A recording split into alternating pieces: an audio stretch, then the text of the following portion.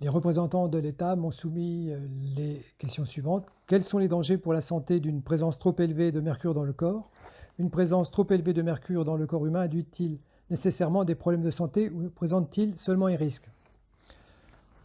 Alors ceci demande un peu d'explication. L'absorption du méthylmercure ou mercure inorganique se fait d'abord par le tube digestif, pour ensuite se répandre dans le reste du corps via la circulation sanguine. L'élément toxique pénètre facilement dans le cerveau avec des concentrations 3 à 6 fois supérieures à celles des autres organes. Chez la femme enceinte, il traverse le placenta et s'accumule dans le cerveau et les tissus du fœtus. L'enfant peut également être contaminé par l'ingestion du lait maternel. Chez le fœtus, le nourrisson ou l'enfant, le principal effet sanitaire du méthylmercure est l'apparition de troubles du développement neurologique. L'exposition in utero est susceptible d'avoir des effets préjudiciables sur le cerveau et le système nerveux en développement de l'enfant. Les effets varient selon le niveau d'exposition. Ils peuvent se manifester par une baisse du quotient intellectuel ou agir sur la cognition, la mémoire, l'attention, le langage, la motricité fine et la vision dans l'espace. Les effets communément relevés par la communauté scientifique peuvent être dès 6 microgrammes de mercure, des changements des fonctions auditives et visuelles et du contrôle moteur fin. Entre 7 et 10 microgrammes, des troubles cognitifs touchant la mémoire, le langage, l'organisation visio-spatiale, la baisse des performances aux tests neuropsychologiques peuvent toucher ainsi 5 à 10% des enfants. De 9,5 à 11 microgrammes, des baisses des performances scolaires, retard à la marche ont été constatées.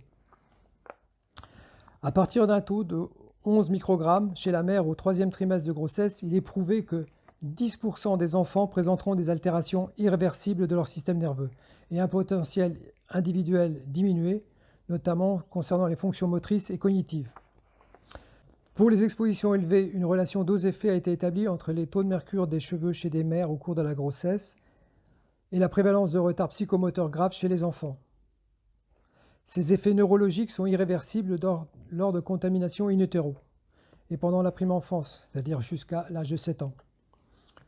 Chez les adultes, les effets d'une exposition importante au mercure organique se remarquent par des changements de personnalité, des tremblements, des troubles visuels, des problèmes de surdité, la perte de coordination musculaire et de sensation, des troubles de la mémoire, des déficiences intellectuelles. Quant au mercure inorganique, il peut provoquer de l'insuffisance rénale et des lésions gastro-intestinales. Les éruptions cutanées, la transpiration excessive, l'irritabilité, la fibrillation musculaire, la faiblesse et l'hypertension artérielle sont autant de symptômes de l'exposition à des niveaux élevés. Autre point ayant des conséquences sur la santé des populations concernées. Les recommandations préconisées par l'ARS consistant à fortement réduire la consommation de poissons, voire supprimer la consommation de poissons piscivores, impactent gravement leur équilibre alimentaire, faute d'aliments de substitution présents dans leur espace de vie et des difficultés d'approvisionnement dues à leur isolement. Cette modification de leur culture alimentaire les prive des protéines, sélénium, vitamine E et oméga 3 qu'ils trouvaient dans le poisson, et les expose ainsi à des maladies cardiovasculaires accentuées par le mercure ou d'autres maladies issues de déséquilibres alimentaires tels que diabète, cancer, etc. Sans parler des carences impactant le développement des enfants.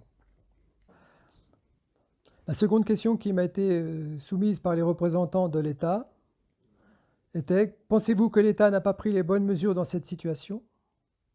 Quelles sont, selon vous, les mesures que l'État aurait dû mettre en œuvre pour protéger les habitants? Il faut savoir qu'à la fin des années 1990, l'État, via le préfet, a facilité l'implantation des sites d'orpaillage dans le Haut-Maroni, particulièrement sur le secteur de l'Awaki, notamment sur le secteur de Grigel, en autorisant la montée d'une pelleteuse. Les connivences avec un parrain local, basé à Métal au Suriname, ont permis le développement de sites d'orpaillage illégaux. En juillet 2000, ASG remettait en main propre à Jacques Chirac une pétition des Wayana et Teco du Haut-Maroni dénonçant leur empoisonnement par le mercure, ce qui était déjà un message fort de ces populations. En février 2001, la plainte contre X pour empoisonnement au mercure avec constitution partie civile déposée par la FOAG a été déboutée au tribunal de Cayenne. L'interdiction de l'utilisation du mercure en Guyane dans dans l'activité aurifère n'est entré en application que le 1er janvier 2006. Il faut savoir aussi que ce mercure était approvisionné par une société guyanaise. Qu'est devenu le stock de mercure après cette interdiction? Lors de la mise en place du parc amazonien de Guyane en 2007, une enquête d'utilité publique avait préalablement été effectuée. Les populations du Haut-Maroni s'étaient prononcées pour que leur village soit en cœur de parc et refusaient ainsi d'être en zone de libre adhésion. Le rapport du commissaire enquêteur restituait cette volonté. L'État a refusé cette expression démocratique pour imposer une zone de libre adhésion sur leur zone de droit d'usage, malgré notre recours auprès du Conseil d'État, laissant ainsi la possibilité d'autoriser des activités extractives ou sylvicoles à terme. La protection des populations sur le plan sécuritaire n'a pas non plus été assurée par l'État. Les exactions des orpailleurs à l'encontre des villageois sont multiples, telles que menaces de représailles sur les enfants, menaces des pêcheurs pendant leur activité, vol de moteurs et de pirogues, vol dans les abatis, menaces des villageois lors de leurs achats à Maripasoula ou Albina 2, à savoir le village fantôme en face de Maripasoula, côté Suriname, sans que l'autorité publique n'intervienne ou ne donne suite au signalement effectué en gendarmerie. Plusieurs fois, les enseignants dans les villages amérindiens ont fait valoir leur droit de retrait pour raison de sécurité mis en cause par des orpailleurs. La lutte contre l'orpaillage a été et demeure très insuffisante. En plus des freins politiques et des pressions locales, les mesures de l'État se sont traduites par la multiplication des opérations successives tout aussi impuissantes à éradiquer l'orpaillage illégal, que ce soit les opérations Anaconda, Harpie, Harpie 2. Les moyens judiciaires sont inadaptés, les moyens humains et logistiques sont tout aussi inadaptés et insuffisants. Sur le plan de la protection de la santé des habitants du Haut-Maroni, la politique de prévention a été inexistante jusqu'en 2005. Ensuite, des mesures consistant à demander aux villageois de modifier leurs habitudes alimentaires ont été présentées, revenant à demander aux victimes de s'adapter à la situation de la pollution de leur environnement vital. À partir de 2012, un suivi des grossesses a commencé à être mis en place sur le Maroni, lequel a mis en évidence l'accroissement des niveaux de mercure. Mais ce suivi demeure insuffisant car il n'est pas prolongé par un suivi postnatal des enfants.